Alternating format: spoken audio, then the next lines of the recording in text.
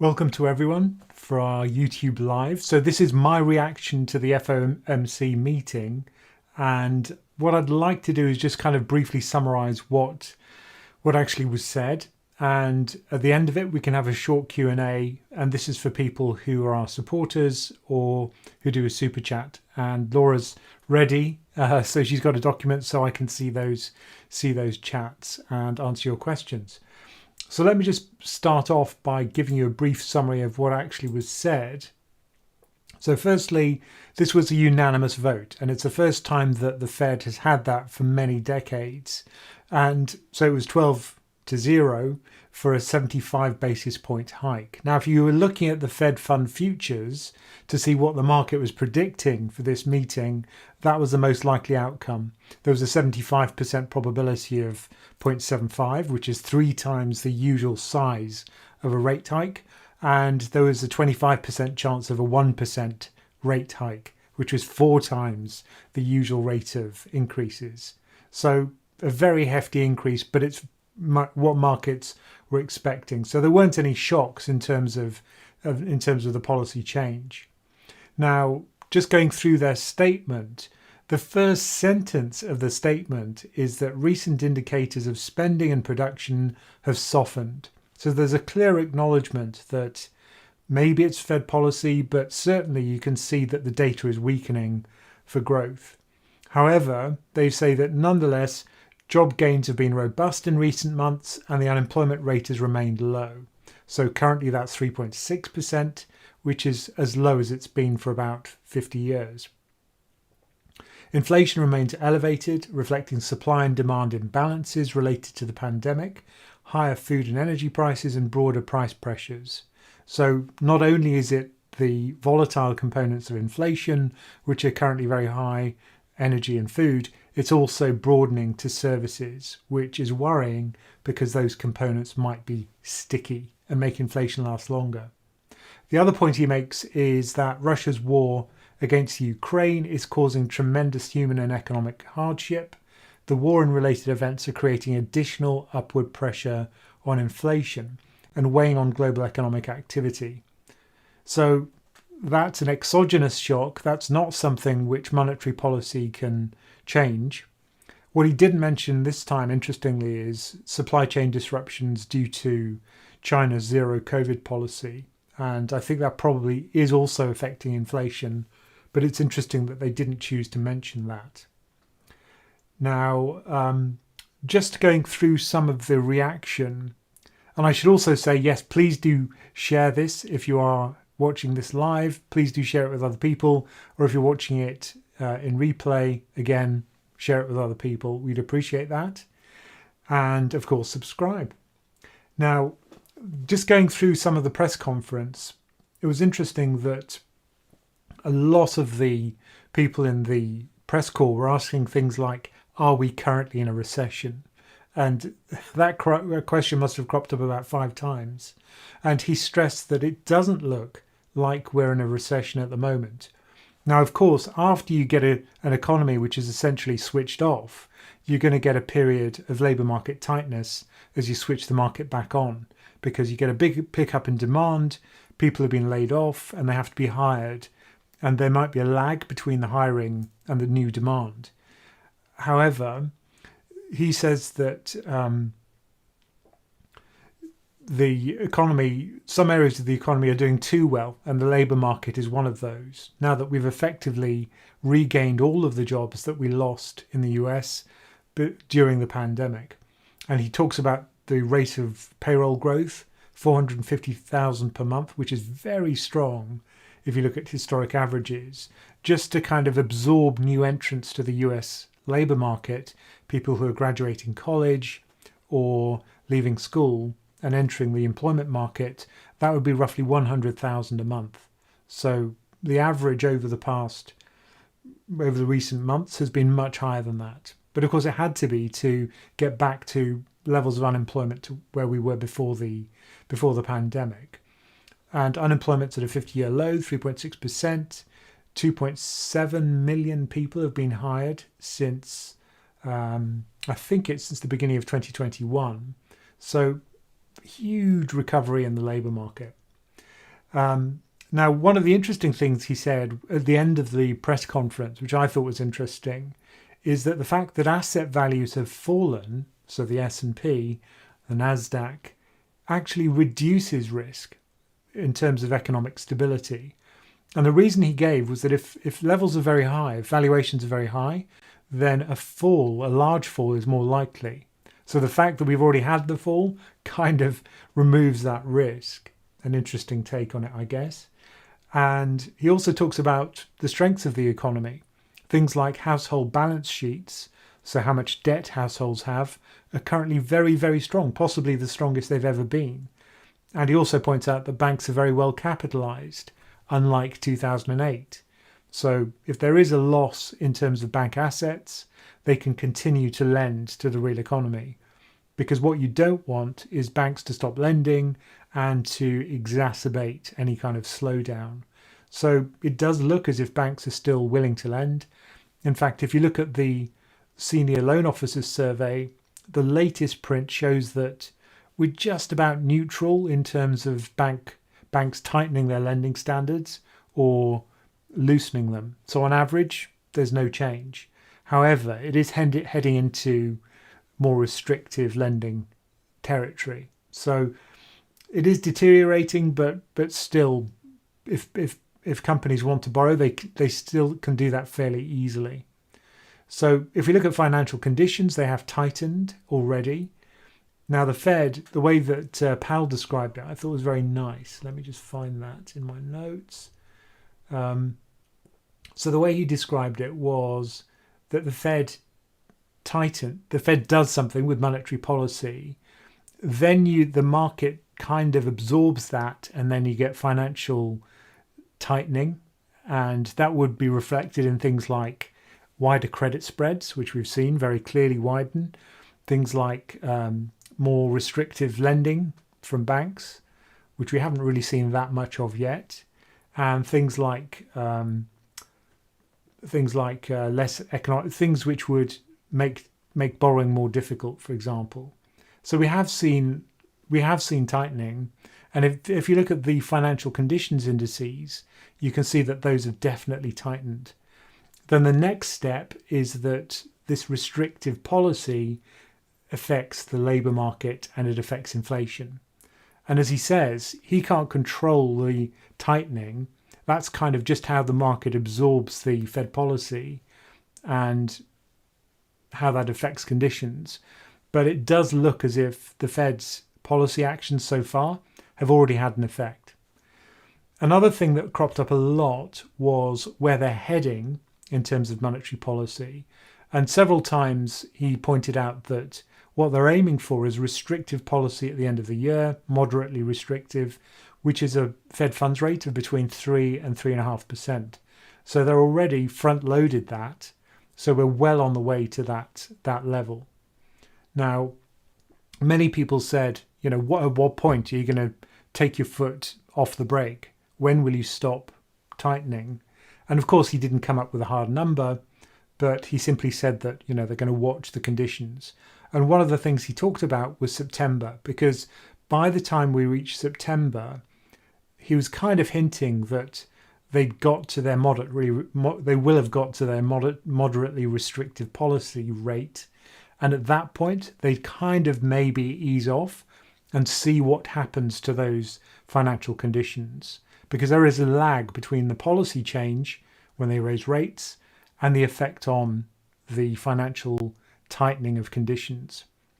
So September was a time when he thought that they were actually going to maybe step back and assess the situation. So maybe that's a hint that that's the point at which they'll slow down at least the rate at which they're increasing their interest rates. However, he left open the possibility of another very significant rise at the next Fed meeting. So that's going to be in, the next time we're going to hear from the Fed is going to be September the 21st. So I think that September meeting will be a key one to watch. And of course, I'll be live streaming that as well. So I think that kind of summarizes some of the questions that we got, which were quite repetitive, I have to say. and also the kind of policy decisions by the Fed. There was a mention of how quickly they're shrinking the size of their balance sheet, because that's the other part of their tighter financial conditions. Currently, the size of the Fed's balance sheet is almost $9 trillion. And in September, we're going to see that accelerate. A couple of people pointed out that the shrinking that we've seen so far is tiny, and it is. It's only shrunk by 0.8% from its peak of just under 9 trillion. So the rate of shrinking, Powell said, was just because it takes a while for these things to start. And for example, it takes time for Treasury purchases to settle. So perhaps it's simply a lag in implementation. But I don't doubt that they are going to start shrinking that balance sheet fairly aggressively, such that they'll get back to some kind of neutral size of balance sheet over a period of about 2 to 2.5 years. That's what the Fed's model is telling them. So we will see the Fed balance sheet start to shrink significantly in the months ahead. And September is when it really starts to speed up, apparently. So I think that kind of covers all of his key points. I mean, some people were talking about the difference between CPI inflation, which is what most people think about, and the fact that the Fed actually targets PCE inflation. Also, the difference between core inflation and headline inflation. So the reason why the Fed likes core inflation, which strips out energy and food, is that it's simply a better predictor of future inflation. If you're basing your target on something which is very volatile, you have to be able to somehow see through that volatility, because policy acts with a lag, to where inflation will be in the future. And PCE inflation, core PCE inflation, which strips out energy and food, is a better predictor than headline or even headline CPI inflation. So it's just the weighting of that index, which he thinks, and the Fed thinks, and many economists think, actually represents people's cost of living increases better than CPI. So that's why they use it. And at the moment, what's kind of weird is that CPI inflation is above PCE inflation by a significant amount. Somebody pointed that out. But he says ultimately they do come back into line, and that's what he expects will happen again. They do have different weightings. That's why they're out of whack at the moment. So let me turn it over to you in case there are any questions. And as I say, we'll only answer questions which are either from our supporters, YouTube supporters, or potentially people who've done a paid for question. So if anyone has any questions, please do ask them. Otherwise, we'll draw a line under it there. Because I'm trying to keep this short and sweet, right? Because it's supposed to be a shorter session than the actual FOMC meeting. So any questions? I don't think so. In which case, we'll just end it there. But thank you for your time. Thank you for listening to us. And don't forget that we have regular videos. And our one this Saturday is going to be about what's going to happen to the dollar. So, I can see Laura typing. There is a question. Okay, right. Thank you, Stephen J., who's one of our supporters. And he says, what happens to 20-year long-term euro bonds from the Fed rate hike? Will they be affected like short-term bonds? Or does the free market determine their something? Okay. Okay, I can't see that question. Okay, well, I guess the point is, does federal policy, does the Fed's policy affect European yields? And the answer is yes. The thing is that the Fed is such an important, it's such an important central bank, and the US is such a large economy that yes, it does affect European yields as well. So usually what you see is if yields in the US go up, then so do yields in Europe. They usually track each other reasonably well. Usually what happens is the US comes out of these crises in a better and more rapid rate than it does in Europe. And that's certainly been the case this time around. I mean, that's why US yields are higher right now, because growth expectations for the US are greater. But if US yields increase, then I'd expect to see that in Europe too. But the difficulty at the moment is that the US is much more self-sufficient for energy. Whereas in Europe, of course, we've got this huge problem, which is the dependency on things like gas, which are usually imported. And Germany in particular, obviously imported from Russia, which has just reduced the level of exports to Europe via the Nord Stream 1 pipeline. Now, of course, if growth is affected by that, which it will be, and US and European manufacturing shrinks, then GDP in Europe would fall and growth expectations would also fall. And that would drive a wedge between US yields, which would remain pretty high, and European yields, which would fall. So that's the kind of counter argument about US yields pushing European yields higher. I'd expect that difference in energy security and policy to drive a wedge between the two. So we'll just have to see what Putin does with the gas supply. If he cuts it off, then obviously it's going to hurt Russia because it's a big source of revenue for them. But if he does, then it'll cut European growth. And the core of European growth is, of course, manufacturing in Germany, and that will push yields down in Europe. So that would be a worry. So that's my take on it, at least. And it does look like Putin's going to exercise that option, at least partially. He's not going to cut it off completely, maybe, but he's certainly cut it significantly. At great cost to Russia, I have to say. The next question is from Gary. He says, how do you see credit risk of corporate debt going forward? Yeah, one of the things I've been talking about is the risk of a downgrade cascade. So let's imagine that you've got a zombie company, right? So it's a company which is just kind of ticking over. It can just about service its debt if interest rates are low.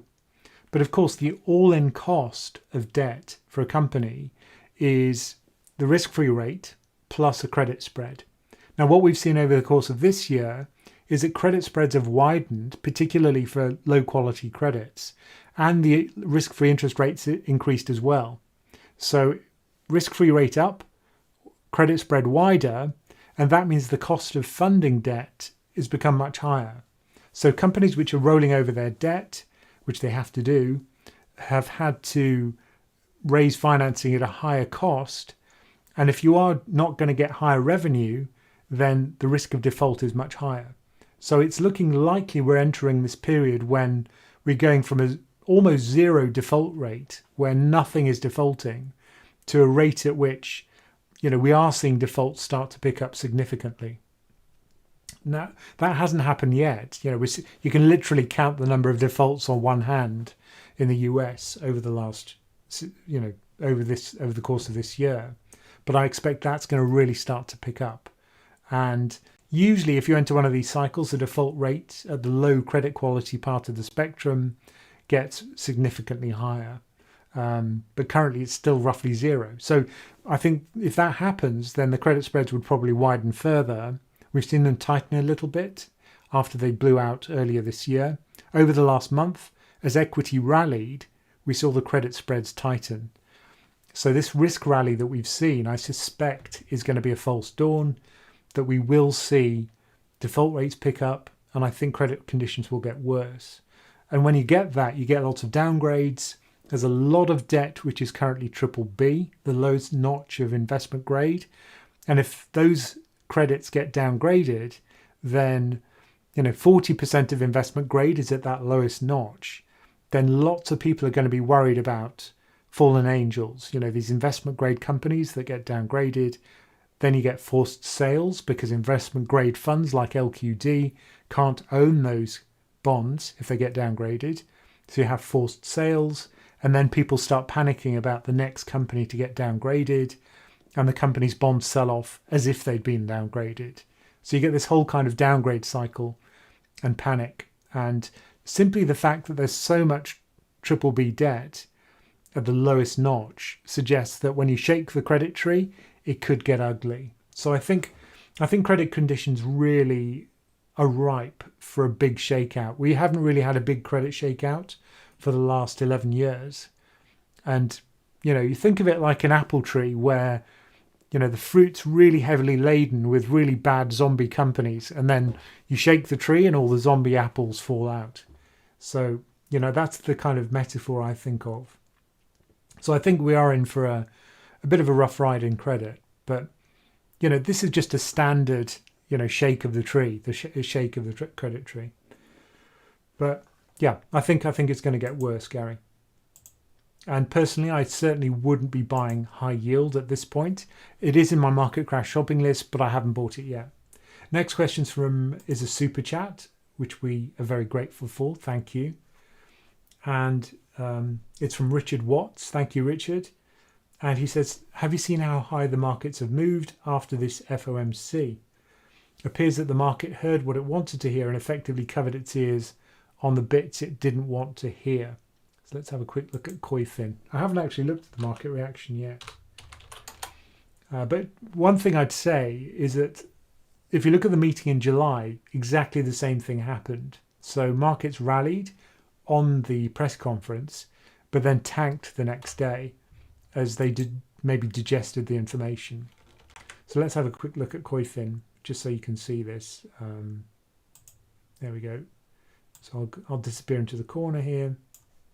And this is the market reaction today. So the blue line here is NASDAQ today. And you can see that's taken quite a big jump up. So that's up by about 2% since the FOMC meeting started. And the S&P also up by about 2% since the meeting. And TLT and government bonds roughly flat through that. So yeah, market reaction positive so far. But as I say, usually it takes a while for markets to kind of digest that stuff and react appropriately. We'll have to see. I'd wait a couple of days before you read anything into the market reaction. But I think that about wraps it up. That's it for the questions. And thank you all for joining us. Don't forget to like our channel, but also subscribe. And as I say, our video on Saturday is going to be about the dollar doom loop. So don't miss that. It's going to be a cracker. And thank you all for joining us. And particularly thank you for our members and our supporters on YouTube who ask questions and for your super chat. So take care, everyone. And I guess please do subscribe. And I hope you look forward to our video on Saturday.